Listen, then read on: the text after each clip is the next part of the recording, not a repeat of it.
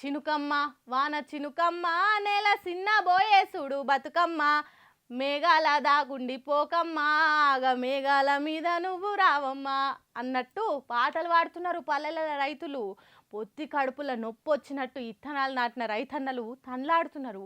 ఎప్పుడు వాన శినుకులు పడతాయా అని బిక్కు బిక్కుమని ఎదురు చూస్తున్నారు. రెండు రాష్ట్రాలలో ఇట్లుంటే గుజరాత్ రాష్ట్రం చూడుండ్రి ఎట్లా అవుతున్నదో వానలు చేయబట్టి.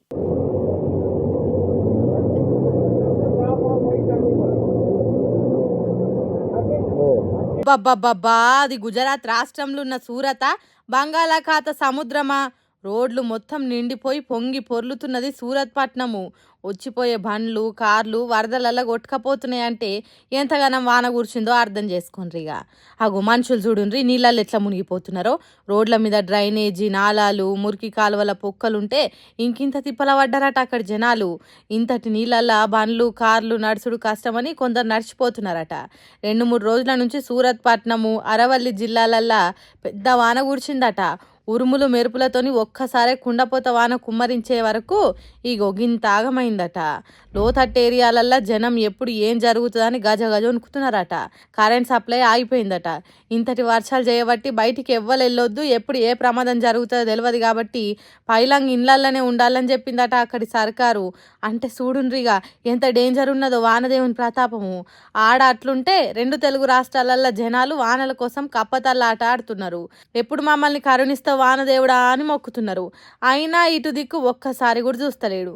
మరి చూడాలే ఎప్పుడు మన దిక్కు వచ్చే షెడ్యూల్ ఉన్నదో వానదేవునికి.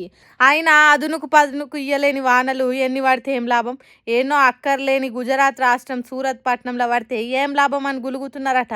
వానల కోసం ఎదురు చూస్తున్న రైతన్నలు అంత ఇప్పుడు ఇది చూసినాక ఆ దేవుడి దిగొచ్చి అరే బాబు కులాలనేటి లేవురా మనుషులంతా ఒకటేరా అని చెప్తే అట్లా చెప్పిన దేవుణ్ణి కూడా ఒక్కటే దెబ్బకు చంపేసి ఆ దేవునికి రాక్షసుని పేరోటి పెట్టి ప్రతి ఏడాది దాన కార్యం చేస్తారు కావచ్చి మనుషులు.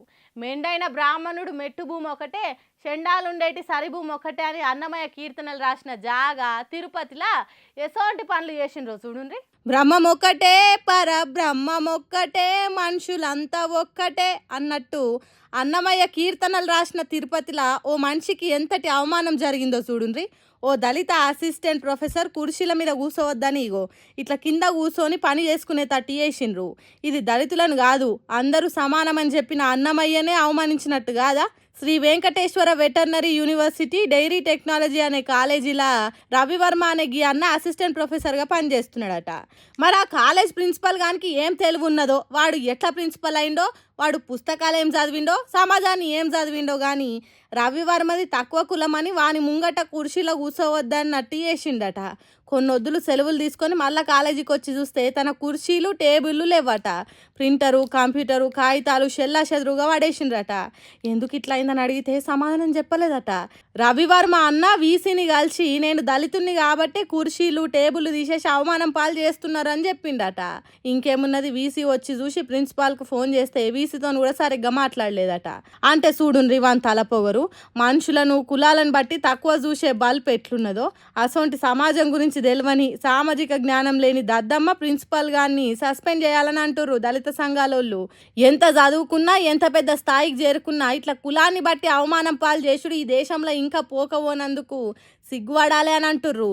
ఈ దేశంలో నుంచి కులాన్ని తీసేసుడు ఆ దేవునితోని కూడా కాదు, ఇసొంటి ప్రిన్సిపల్స్ ఉన్నంత కాలం అని అనుకుంటా పొట్టు పొట్టు తిడుతున్నారు ఇట్లా చేసిన ప్రిన్సిపల్ గారిని ముచ్చటెరికైన జనాలంతా.